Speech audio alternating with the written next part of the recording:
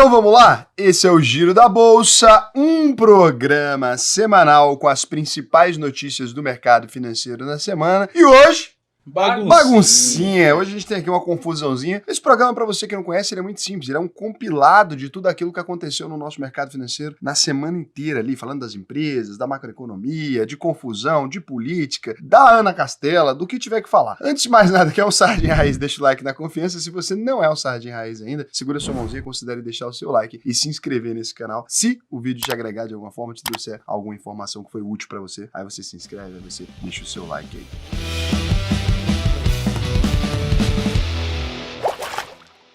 Então, a gente começa aqui com um resumão. A gente teve uma semana aí bem agitada na Bolsa, com muita notícia importante, resultados trimestrais no Brasil e nos Estados Unidos, treta na Petrobras, petecuzinho na Argentina, com prévia da eleição aí já, né, primeiro turno definido. E hoje nós vamos trazer aí os destaques da Vale, VEG aí, que surpreendeu essa semana, não sei se foi positivo não. Klabin, Santander, Suzano, Home, Neoenergia, Copazos e Minas, Gol e Ipera. Além das empresas americanas Coca-Cola, Alphabet, Meta, Amazon e Microsoft. Mas antes de falar das empresas, a gente vai falar aqui o que aconteceu na semana fora da Bolsa de Valores. Então, a gente teve aí mais notícias preocupantes vindas do Oriente Médio, com Israel invadindo a faixa de Gaza com tanques de guerra e atacando várias bases do Hamas. Na ONU, o embaixador de Israel mostrou imagens de reféns decapitados pelo grupo terrorista, disse que um cessar-fogo era absurdo e chamou a Organização das Nações Unidas de corrupta. Na sexta-feira, a ONU aprovou uma proposta de resolução da Jordânia e de países árabes que pede uma trégua humanitária imediata na faixa de Gaza. E depois dos ataques às bases americanas no Iraque e na Síria por grupos apoiados pelo Irã, os Estados Unidos reagiram. Nessa semana, os americanos fizeram ataques aéreos aí contra duas instalações de armazenamento de armas e munições no leste da Síria, usadas pela Guarda Revolucionária do Irã. Isso aí acende um alerta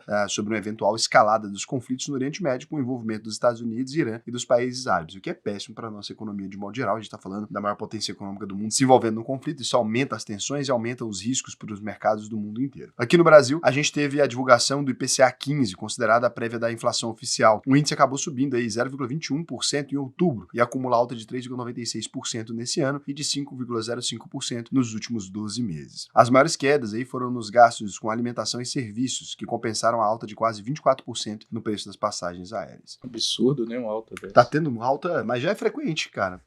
Começou a ter uma quedinha no começo desse ano, depois começou a subir e não parou mais. No cenário político aí, a gente teve um avanço da pauta econômica com a aprovação pelo Senado da desoneração da folha de pagamento para 17 setores até 2027. A alíquota de 20% poderá ser substituída pelo pagamento de 1 a 4,5% da receita bruta. E a gente teve aí a aprovação pela Câmara do projeto de lei de taxação dos fundos exclusivos e das offshore. Então, pelo texto, as offshore passam a ser tributadas uma vez por ano em 15% e os fundos 2 vezes por ano, como cotas, em 15% para fundos de longo prazo e 20% para os de curto prazo. Isso aqui é uma medida que, cara, antes de aprovar, né, a gente está aqui no mercado, já estão apresentando todas as consultorias, todas as empresas especializadas em gestão de grandes fortunas, já estão apresentando diversas soluções e como que fura isso aqui, levando o dinheiro para fora e fazendo alguns modelos aí. Então acaba que não vai funcionar para arrecadar o quanto que o governo está prevendo arrecadar, não. O rico pode ser tudo, menos bobo, né? E nessa semana, o noticiário político aí surpreendeu com a aprovação da reforma tributária. Então o Senado acabou de aprovar a reforma tributária, a gente já vinha discutindo isso várias vezes, já estava ali quais seriam os termos, etc., acabou aprovando. E a gente teve outro comunicado do Lula aí também que movimentou os mercados. Você pode ver o vídeo aqui em cima, o Ricardo tá falando que isso é importantíssimo. Não pode ficar fora do programa. Eu não queria, ele falou, vamos colocar no programa isso aí, porque senão o pessoal não vai ficar sabendo. Aí,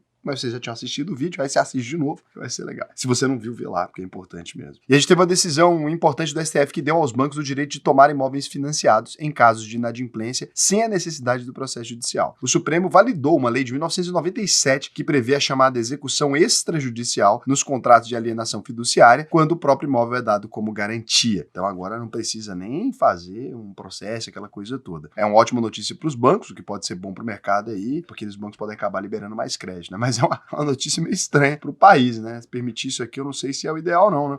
Imagina agora só tomar ali com base em dívida. Então, se endividar tá ficando cada vez mais perigoso no Brasil, né? Ainda bem que vocês aqui não são endividados. Tem alguém aqui que é endividado ainda? Comenta aí pra mim se você é endividado. E você deve quanto? Lembrando que você pode achar que não é endividado. Se você tem uma casa financiada, por exemplo, e não tem dinheiro para quitar ela inteira, você é um endividado. E no cenário internacional, a gente teve alguns destaques aí. Nos Estados Unidos, dados positivos de vendas de casas novas mostram que o mercado americano continua aquecido, o que foi recebido com preocupação pelo mercado. Ou seja, os juros vão continuar altos por muito tempo ainda. A China deu novos sinais de recuperação econômica, com a melhora nos lucros da indústria e a aprovação de mais um pacote de ajuda para o setor de infraestrutura, dessa vez para 137 bilhões de dólares aí. E na Argentina, os hermanos ali mostraram que tem mais a ver com a gente do que a gente mesmo, né? A bolsa de valores deles abriu a semana com 12% de queda, com a surpresinha no primeiro turno das eleições presidenciais. Então o que acontece? O candidato do governo aí, o Sérgio Massa, terminou na frente do candidato Javier Milei, ou Javier Milei, né? Vamos falar do jeito certo aí. Javier Milei, que liderava as pesquisas aí, o libertário, né? Então,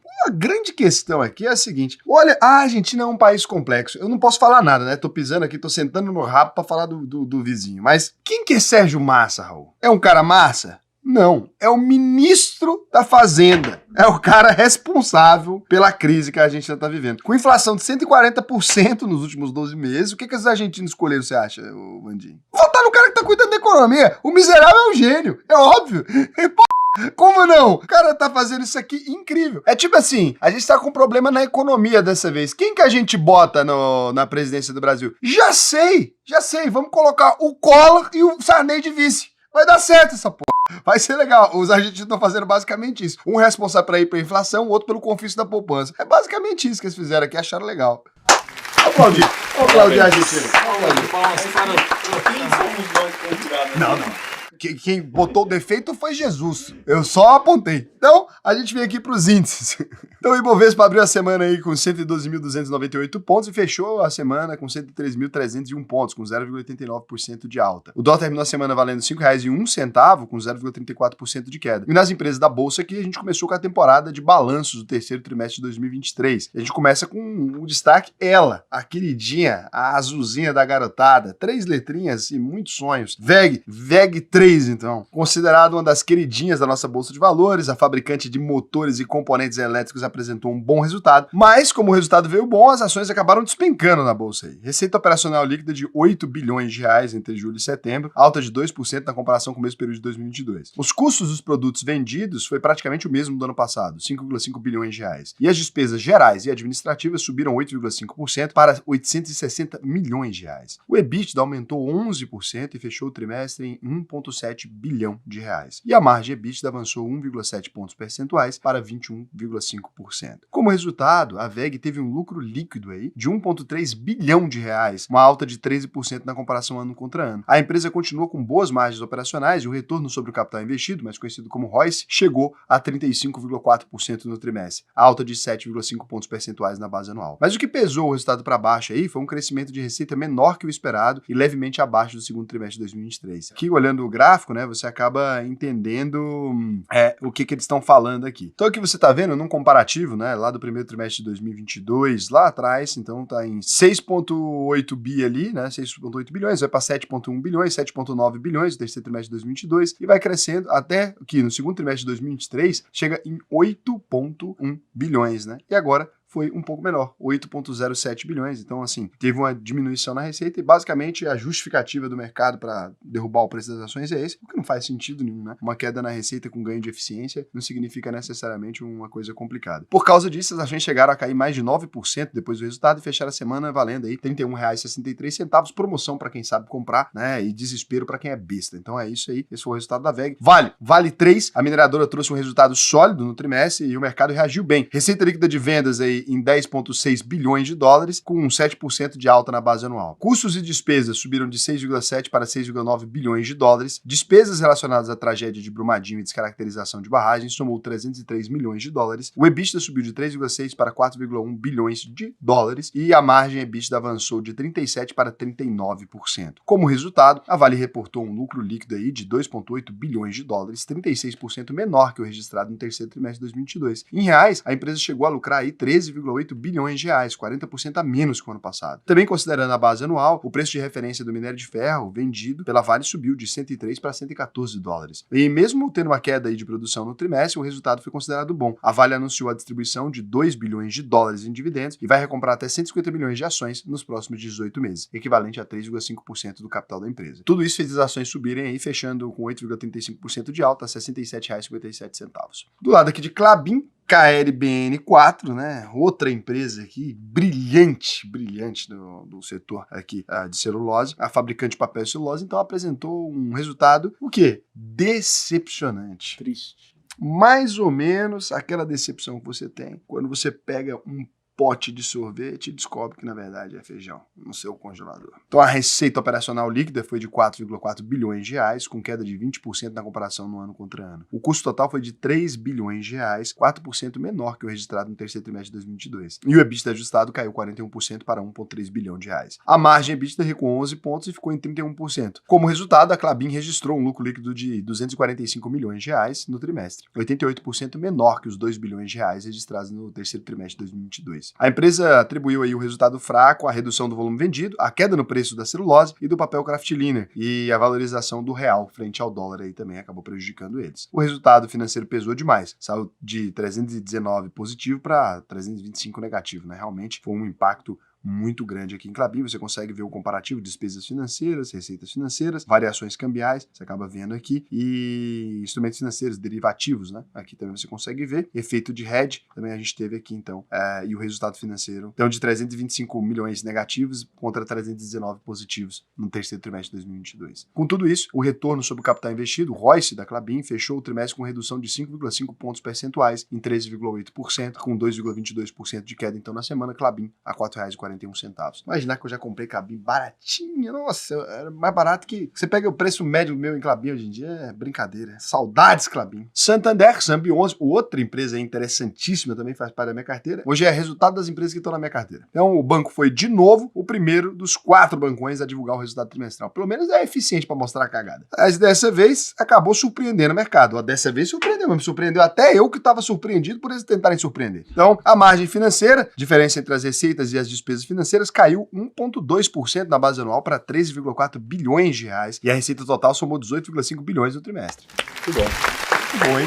Despesas gerais subiram 1% para 6 bilhões. Nossa, imagina isso, que loucura. 1% de 6 bilhões é bastante, né? Eu acho que 1% de 6 bilhões já paga minhas continhas. 60 milhões, hein? Paga suas contas. Ajuda, né? Ajuda.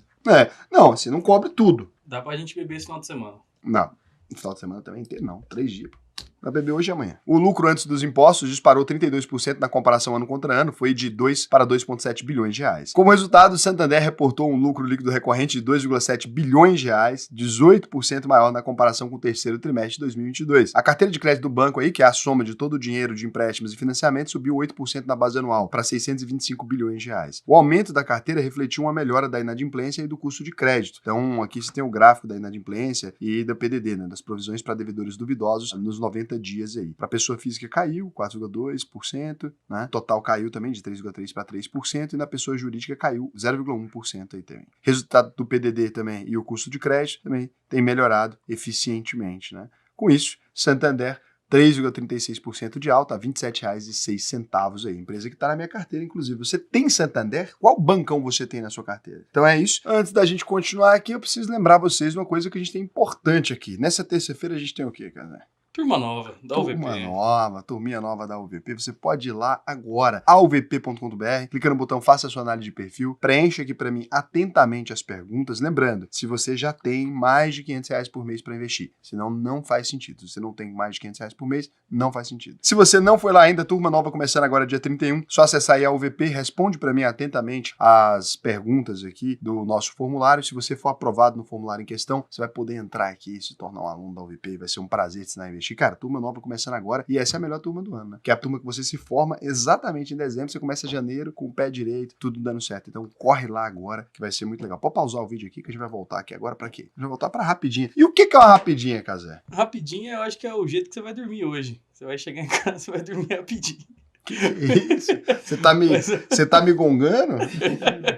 Não, sexta-feira. Hoje eu vou pra casa da minha pitanguinha. Dormir rapidinho. Não. Certeza. Do jeito que Você não vem me tá aí. desmoralizar, não. Uma rapidinha, pra quem não sabe, né? Longe dessa deturpação aqui que tá sendo feita quanto à minha honra, tá? Pela ordem. É rapidinha. É uma notícia que não é nem irrelevante para ficar fora do programa, mas também não é relevante o suficiente para ganhar um destaque aqui. Então as ações da Petrobras aí caíram forte no início da semana com a proposta da empresa de revisar o Estatuto Social. O que eles querem fazer? É coisa pouca. Eles querem fazer umas pequenas mudanças aqui nos dividendos extraordinários e também eles querem que políticos possam exercer cargos executivos na empresa. Coisa tranquila, quer mais nada não? Não vamos chamar de cabide de emprego não, vamos só falar, políticos podem ter cargos na empresa. Gente, pelo amor de Deus, o pessoal perdeu a vergonha mesmo, né? Parece brincadeira, né?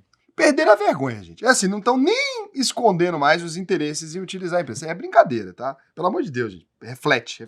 Você que pensou nesse projeto aí, reflete. Não faz sentido, não. 3,09% de queda, então, nas ações da Petrobras a R$ 35,44. Nem quem é de esquerda concordaria com a patifaria dessa aqui. Você vai pegar e botar político dentro de cargo de empresa. Não tem nada a ver com não gostar do governo, não, gente. Aqui isso aqui é bom senso. Parece que o pessoal esqueceu do Petrolão, né? Como começou o Petrolão. Não precisa nem ser uma pessoa que, não gosto do PT e tal, ou gosto do PT. Isso aqui é falta de bom senso. Precisa ser avaliado isso aí, reavaliado para entender o que está acontecendo. Não faz sentido abrir margem para colocar um político ali num cargo dentro de uma empresa tão importante quanto é a Petrobras. Não faz sentido. Tem que colocar pessoas técnicas ali comprometidas ou alguém que a gente pelo menos finge que é uma pessoa técnica comprometida. É o método que a gente já usa. Então, pode ser uma pessoa vinculada ali, mas que a gente tem um fingimento. Vamos ter pelo menos o decoro, né? Vamos manter o decoro, pelo amor de Deus. Botar o Tiririca lá dentro. Pior que tá, não fica. A única promessa que o Tiririca fez na vida, Tiririca, você que tá aí me vendo agora, o senhor é um canalha. A única promessa que ele fez foi pior que tá, não fica, e ficou. Era a única promessa de campanha que o senhor tinha. O senhor é um fanfarrão, senhor Tiririca. Você pode publicar, pega uma carta com o Neymar, bota, errei, fui moleque. Você foi moleque com o país, tá? Quem não lembra, o Tiririca fez a campanha eleitoral dele inteira falando, não, pior do que tá, não fica. De lá pra cá, o país desandou de tal maneira. A gente já teve impeachment, teve processo, tal, que, rapaz, tudo desandou. A empresa de papel e celulose, então, a Suzano, Sus B3, ela teve uma ideia, uma sacada genial. E se a gente deixasse de ter lucro? Aí ela reverteu um lucro de 5,4 bilhões de reais de um ano atrás e teve um prejuízo líquido de 729 milhões de reais. Nossa, se eu tivesse um prejuízo, eu nem dormia. Assim como a Klabin, a empresa também foi muito afetada pela queda na receita e pelo resultado financeiro que ficou negativo, em 3,5 bilhões de reais por causa das perdas cambiais e das operações com derivativos, aí, o hedge, a proteção, né? Então, 5,22% de queda nas ações de Suzano S.A., que fecharam a R$ 51,92. A fabricante de máquinas e equipamentos industriais, a Home 3, viu o lucro cair 31% no terceiro trimestre para 44 milhões de reais. Mesmo no cenário de recuperação da atividade industrial, a receita líquida também recuou 31%, puxada pela queda nas vendas de peças de grande porte da unidade de fundidos e usinados. Quando você vai ver aí, o gráfico da Home fez um V quase, ó. Uma quedinha, depois subiu um pouco, né? Então, 1,05% de queda só nas ações de Home a R$ 11,28. A companhia elétrica Neoenergia, Neo-E3, teve um lucro líquido de 1,5 bilhão de reais no terceiro trimestre, 3 vezes mais que o esperado pelo mercado. O principal motivo foi a parceria com o Fundo Soberano de Singapura, o GIC, que pagou 1,1 bilhão de reais por 50% de 8 ativos de transmissão da Neoenergia, 2,50% de alta, então, a R$ 18,04. A Companhia de Saneamento de Minas Gerais, a Copasa, CSMG3, superou as expectativas com um lucro de 437 milhões de reais no trimestre, 92% acima do registrado no terceiro trimestre de 2022. Parte do resultado veio do acordo judicial e uma grande ação trabalhista que fez a empresa reaver 155 milhões de reais que estavam provisionados aí. Com a notícia que não é negativa, Copasa, então, 2,63% de queda a R$ 15,89. A Uzi Minas, o Zin 5, reverteu o lucro de 287 milhões de reais no terceiro trimestre de 2022 e teve um prejuízo de 166 milhões de reais entre julho e setembro. Apesar disso, o resultado veio melhor que o esperado. A empresa conseguiu gerar 780 milhões de reais de fluxo de caixa livre, FCL, e reduziu a alavancagem, dívida líquida por EBITDA, para 0,2 vezes, praticamente dívida zero, 4,53% de alta nas ações de Uzi Minas a R$ 6,23. A companhia aérea Gol, GOLL4, adiou para 6 de novembro a divulgação do resultado trimestral que iria sair na última quinta-feira, dia 26. A empresa já projetou um prejuízo aí de 70 centavos por ação no terceiro trimestre, mas disse que precisa de mais tempo para concluir a revisão de auditores independentes. Notícia horrível. A alta nas ações de Gol, com 13,76% de alta, a R$ 7,77. E a gente fecha as rapidinhas aqui com a maior farmacêutica do Brasil, IP3 aí, né? Hype 3, que a gente chama ela aqui. Apelidamos ela carinhosamente de Hypera. Então, e a Multiplan, Multi3, que faz a gestão de 20 shoppings em todo o país. A Hypera lucrou, então, R$ 500 milhões no trimestre, com alta de 6% na base anual, e a Multiplan viu o lucro saltar 41% para R$ 263 milhões. Então, 4,01% de alta nas ações de Multiplan, R$ 25,14, queda nas ações de Hypera, com 5,71% de queda aí, a R$ 31,37. Você falou da Hype 3 aí. Se fosse Flop 3, qual será que seria a ação aí? A Flop 3. Que ação seria se você daria o ticker aí Flop 3? Eu tenho meu palpite aqui. Se você comentar, você já está concorrendo a um presente que a gente vai enviar para sua casa aí, só por comentar qual ação você acha que merecia o ticker Flop 3 aí. Vamos ver qual que é a ação mais odiada no maior canal de investimento de quem compra e segura ações do país inteiro, hein? O maior. Só a gente. Que é nós. Que é a açãozinha que tem o maior potencial de derreter. Exato. E a gente vem agora para o nosso calendário de dividendos. Enquanto você vê quais empresas vão pagar dividendos aí, você acompanha ao lado, aqui em cima da minha cabeça, na verdade, você acompanha passando as fotos aí dos nossos queridos colaboradores que fazem parte, que constroem essa empresa aqui para vocês. Então, dê uma olhada na biloca do olho deles, faz aquele agradecimento, aquele carinho especial, né? É muito importante aí pra gente aí, se vocês puderem falar assim, fulano, você é bonito, eles são carentes, fala aí que o pessoal aqui fica feliz, tá bom? E tá tendo uma disputa, a gente faz uma disputa aqui agora, frequente, para saber quem é o mais bonito ou a mais bonita da empresa. No último vídeo teve avaliações lá, interessantes, mas a disputa tá acirrada porque pouca gente comentou, então a gente tá precisando resolver isso aí. No cenário internacional, a gente continua a temporada de resultados trimestrais aqui, também nas bolsas americanas. A Coca-Cola, Inise, KO, não confundir com Coke. Quando você vai investir lá fora, quer investir em Coca-Cola, compra KO, não Coke. Coke é só envasadora. Apresentou um resultado melhor que o esperado no terceiro trimestre de 2023, com a receita de 11,9 bilhões de dólares e um lucro líquido de 3 bilhões de dólares, 9% maior na base anual. Sabe o que eu descobri? Teve um cara que postou um vídeo numa dessas redes sociais aí, de vídeos curtos, falando que ele tomava 2,5 litros de Coca todos os dias. Cara, o que apareceu de gente nos comentários falando que tomava 2 litros, 3 litros, 4 litros de Coca. Loucura. Você toma 2 litros de Coca por dia? Não, mas já teve uma época que sim. Até mais. Você estava tentando se matar? Por aí. Isso aí é loucura. Não bebam Coca-Cola no lugar de água, gente. Pelo amor de Deus, tá? E a empresa trouxe aí um balanço sólido e revisou para cima as projeções de crescimento para esse ano. Antes ela previa crescer entre 5% e 6%, agora entre 7% e 8%. Então, The Coca-Cola Company, 1,56% de alta nas ações, a $55,24. Eu tenho na minha carteira. Você tem na sua carteira, Ricardo? Não tenho.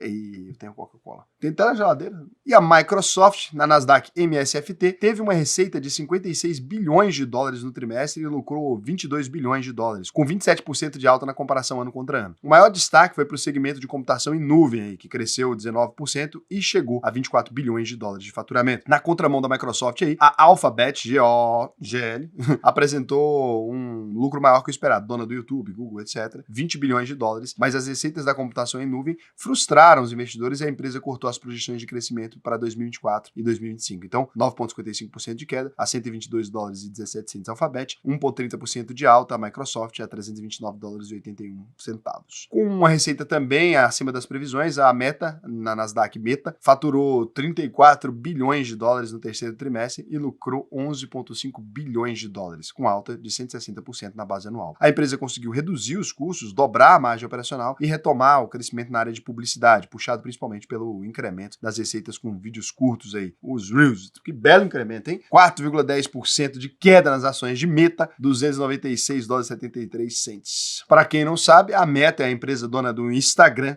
Facebook, WhatsApp, Oculus Rift. Dona da nossa vida, né? Resumindo. Dono de tudo que não é do Google. Então é isso. E a Amazon, na Nasdaq AMZN, viu o lucro quase triplicar no trimestre, chegando a 9,9 bilhões de dólares aí entre julho e setembro. A receita avançou 13% para 143 bilhões de dólares, também impulsionada pela melhora no segmento de computação em nuvem. E o que está acontecendo lá na Amazon? Tá tendo o que, ó? corte de custos, cabeças rolando, né? A empresa desacelerou os gastos aí com tecnologia e infraestrutura, podia desacelerar um pouquinho com marketing, né? Mas aí foi o que aconteceu. Pela primeira vez desde 2015, reduziu os investimentos em vendas e em marketing. Encontrou o platô, achou que era grande, achou que ia crescer infinito. Se continuasse crescendo desse jeito, ia ter que comprar o Brasil para poder transformar em parque logístico. Então, 2,60% de alta na Amazon, com o corte de custos, fica a $127,74. Aqui a gente vai ter corte de custo também. Vai? Tem corte de custo aqui. Esse choppzinho, né? Esse choppzinho aqui de vocês, essa gracinha aqui vai acabar, viu? Essa molezinha aqui vai acabar, viu? Quem cortar falou meu- que tem chopp aqui? Se cortar meu chopp, eu faço greve. Faz greve? Armar um piquete aqui na frente. Eu gosto de grevista, eu acho bom. Eu junto na greve, que eu queria o chopp também. Eu me junto à greve. Eu vou contra o financeiro aqui da firma. Então, no cenário de criptomoedas e Bitcoin, para manter as tradições desse programa sensacional, a gente fecha aqui a cotação das principais criptomoedas, começando pelo Bitcoin. O preço que ela estava na sexta-feira à noite, você descobre no domingo. Uma cotação extremamente eficiente. Então, a gente vai começar pelo Bitcoin, que disparou nessa semana aí, depois da maior gestora de ativos do mundo, a BlackRock, né? Pedra Preta, BLK, registrar o primeiro ETF em Bitcoin. Mas agora, pleno 2023, brother, foi só um registro que eles fizeram, esse é o primeiro passo para aprovação aí do ETF pela SEC, CVM americana aí, equivalente à polícia do mercado financeiro. Com isso, o Bitcoin chegou a bater a máxima do ano, próximos aos $35 mil. Pô, eu vou embora.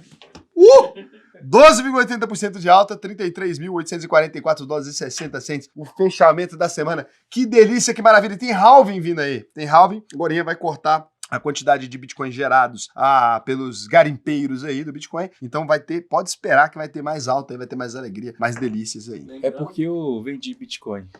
Você vendeu, mas Eu vendi. subiu desse jeito? Porque eu vendi. Certeza. E o Ether, moeda da rede Ethereum, subiu nessa semana 0,87%, fechando aí a $1.780,52. Então, a minha teoria aqui, a gente tem agora um assunto sério para resolver aqui, cara. Você presta atenção e você também, Ricardo. O Vandim, desde segunda-feira, não vinha na firma, desapareceu. Segunda, terça, quarta, quinta. Que dia que você voltou? Hoje, ele voltou. Voltou. A gente postou que tinha show. Ele veio trabalhar sexta-feira. Já tomou um chopp e já tá indo embora. O Vandim, ele decidiu que ele não precisa viver de renda mais, não. Ele alcançou a liberdade financeira do trabalho. É férias? Não, ele só... É da cultura dele mesmo. E o pior é que ninguém consegue achar ele. O celular tava sem notificação, você não sabia onde ele tava, ele tava vivo.